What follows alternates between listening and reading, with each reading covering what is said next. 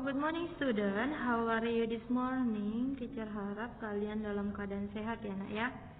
Pagi ini kita belajar dari buku 6B subtema 2. Nah, tujuan pembelajaran kita pada pagi hari ini yang pertama adalah menyebutkan makna upaya mempertahankan kemerdekaan melalui peta pikiran. Kemudian yang kedua, mengembangkan peta pikiran menjadi sebuah tulisan. Yang ketiga, menjelaskan penyesuaian diri hewan terhadap kondisi lingkungan.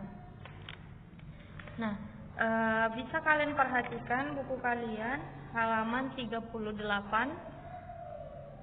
Bekerja sama mencapai tujuan ya, subtema 2. Nah, kita masuk upaya mempertahankan kemerdekaan. Proklamasi Kemerdekaan Indonesia yang dibacakan pada tanggal 17 Agustus 1945 merupakan bentuk pernyataan bahwa negara Indonesia telah merdeka dari penjajahan. Akan tetapi, pihak sekutu masih belum sepenuhnya keluar dari wilayah Indonesia dan masih berupaya menguasai wilayah Indonesia sebelum dibentuk susunan pemerintahan yang kuat. Nah, upaya mempertahankan kemerdekaan Republik Indonesia dilakukan dengan dua cara, yaitu dengan pertempuran dan diplomasi atau melalui perundingan. Nah, upaya mempertahankan kemerdekaan dengan pertempuran diantaranya terdiri di wilayah-wilayah berikut. Nih, yang pertama, pertempuran Surabaya.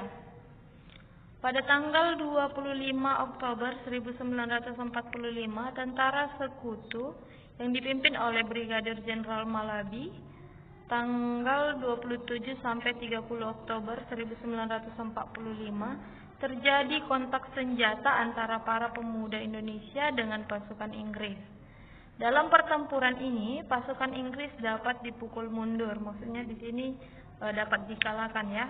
Bahkan puncak dari pertempuran tersebut adalah terbunuhnya pimpinan pasukan Inggris, yaitu Brigadir Jenderal Malabi.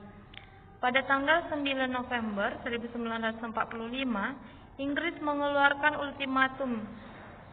Ultimatum di sini maksudnya surat perintah ya, yang berisi semua pimpinan dan orang Indonesia yang bersenjata harus melapor dan meletakkan senjatanya di tempat yang ditentukan dan menyerahkan diri dengan mengangkat tangan. Namun, ultimatum tersebut ditolak oleh pihak Indonesia pada tanggal 10 November 1945. Terjadi pertempuran yang sangat dahsyat. Pasukan Inggris menggempur Surabaya dari darat, laut, dan udara. Peristiwa 10 November ini diperingati sebagai Hari Pahlawan. Nah, ini peristiwa yang terjadi di Surabaya. Kalau kamu perhatikan di bukumu, ada peristiwa di Bandung, terus ada Ambarawa, Manado, Bali, dan banyak lagi ya. Di sini teacher terangkan ada 3, yaitu pertempuran Ambarawa dan Bandung Lautan Api. Nah, untuk apa yang para pejuang inginkan dalam melakukan pertempuran ini? Apa yang mereka harapkan? Nah, para pejuang menginginkan agar anak cucunya memperoleh kebebasan dalam hidup, termasuk kebebasan bersekolah, kebebasan bermasyarakat, kebebasan menuntut ilmu setinggi-tingginya, termasuk kebebasan untuk hidup ya, yang paling penting. Para pejuang mengharapkan agar penerusnya memperoleh kesejahteraan. Nah, ini yang menjadi makna upaya mempertahankan kemerdekaan oleh para pejuang pada saat itu ya. Nah, kita diajak untuk membuat ke dalam peta pikiran. Nih. Masih ingat tentang membuat peta pikiran, yaitu dengan 6 kata tanya: apa, mengapa, siapa, di mana, kapan, dan bagaimana. Nah, di sini teacher buat peta pikiran pertempuran Surabaya ya. Yang pertama, kata apa yang menjadi latar belakang peristiwa tersebut. Kemudian mengapa sekutu mendarat di Surabaya? Siapa pemimpin pasukan sekutu? Di mana peristiwa tersebut terjadi? Kapan puncak dari peristiwa tersebut? Dan bagaimana rakyat melakukan perlawanan terhadap sekutu? Nah, ini peta pikiran pertempuran Surabaya. Lalu kita masuk ke subtema yang berikutnya. Kita diajak mengembangkan peta pikiran menjadi sebuah tulisan. Nah, kamu dapat mengembangkan peta pikiran yang telah kamu buat menjadi sebuah tulisan baru dengan menggunakan kata-katamu sendiri. Nah, kamu juga harus menggunakan kalimat yang efektif ya. Apa itu kalimat yang efektif? Kalimat efektif adalah kalimat yang mengandung gagasan pembicara atau penulis yang terdiri atas kata-kata yang mempunyai unsur SPOK, subjek, predikat, objek, dan keterangan. Nah, ciri-ciri kalimat efektif yang pertama memiliki unsur penting atau pokok, minimal unsur subjek dan predikat. Kemudian yang kedua, menggunakan struktur bahasa yang tepat. Yang ketiga, memenuhi kaidah ejaan yang berlaku. Yang keempat, menggunakan pilihan kata atau diksi yang tepat dan sesuai kebutuhan. Nah, ini cara mengembangkan peta pikiran menjadi sebuah tulisan. Nah, kita masuk ke penyesuaian diri hewan terhadap lingkungan.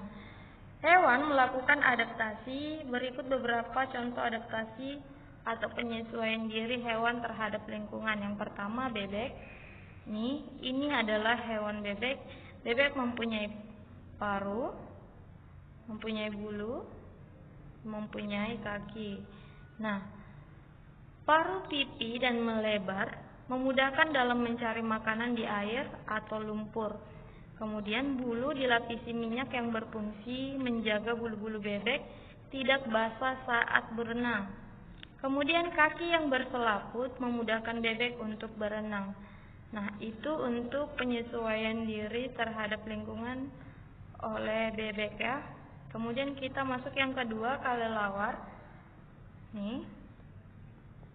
Kelelawar memiliki kemampuan ekolasi. Ekolasi maksudnya di sini memancarkan dan menerima pantulan gelombang ultrasonik untuk mendeteksi adanya pergerakan mangsa atau mengidentifikasi keberadaan objek. Daun telinga yang lebar memudahkan kelelawar untuk menangkap gelombang bunyi. Selaput pada alat gerak bagian depan memudahkan kelelawar untuk terbang. Tahu selaput karena ini yang ada di sayapnya ya. Nah, kita masuk ke yang ketiga, katak. Katak merupakan hewan amfibi, yaitu memiliki dua fase kehidupan di darat dan di air. Nah, permukaan kulit katak halus, lembab, dan berlendir, membantu katak bernapas di air. Katak dengan kodok berbeda ya. Kalau katak ini memiliki kulit yang halus, sedangkan kalau kodok dia memiliki kulit yang kasar ya nak ya. Jadi ini adalah katak, bukan kodok. Nah, kemudian kaki belakang katak kuat, panjang, dan berselaput untuk melompat, memanjat, dan berenang. Itu digunakan ya. Nah, kemudian bentuk tubuhnya umumnya kecil dan ramping. Berbeda dengan kodok. Kalau kodok itu dia mau besar ya. Mau menggembung besar dia. Nah, kemudian kita masuk ke yang keempat, burung hantu. Burung hantu memiliki penglihatan yang tajam untuk memudahkan melihat pada malam hari. Burung hantu memiliki leher yang sangat lentur sehingga kepalanya dapat berputar ke belakang. Kalau dikatakan burung hantu ini bisa memutarkan lehernya 180 derajat. Kemudian burung hantu memiliki bulu yang dapat meredam suara sehingga mereka dapat terbang tanpa suara. Nah, itu untuk burung hantu. Sekarang kita masuk yang kelima, unta. Unta merupakan hewan yang hidup di padang pasir yang kering dan gersang. Ini unta, hewan yang bertahan hidup di padang pasir ya nak ya, dan kering. Kemudian bulu mata unta sangat lebat dan panjang, gunanya untuk mencegah pasir masuk ke dalam matanya. Kemudian memiliki punuk. Tahu punuk? Ini yang di atas pundaknya si unta ini, kan kayak ada benjolan kan? Itu punuk ya nak ya. Memiliki punuk yang berisi lemak sebagai cadangan energi. Kemudian rambutnya yang tebal dan berwarna terang melindungi tubuhnya dari panas pada siang hari dan menghangatkan tubuhnya pada malam hari. Ini untuk unta. Sekarang kita masuk yang keenam, penguin. Penguin merupakan jenis burung yang tinggal di daerah yang sangat dingin ya. Penguin ini tinggal di daerah yang bersalju ya. Kaki penguin berselaput untuk membantu berenang. Terdapat lapisan minyak di bulunya agar tidak basah ketika terkena air, hampir mirip dengan bebek ya. Sama-sama memiliki lapisan minyak di bulunya. Bulu berwarna hitam membantu menyerap lebih banyak panas matahari. Ternyata bulu penguin yang berwarna hitam ini juga memiliki fungsi ya, yaitu untuk menyerap panas matahari. Nah, sayap berbentuk seperti sirip untuk membantu berenang di air ketika mencari makan. Nah, ini untuk penguin. Mungkin itu saja yang bisa saya sampaikan pada pagi hari ini. Tugas kamu yaitu tuliskan kembali hal-hal penting dari video ini.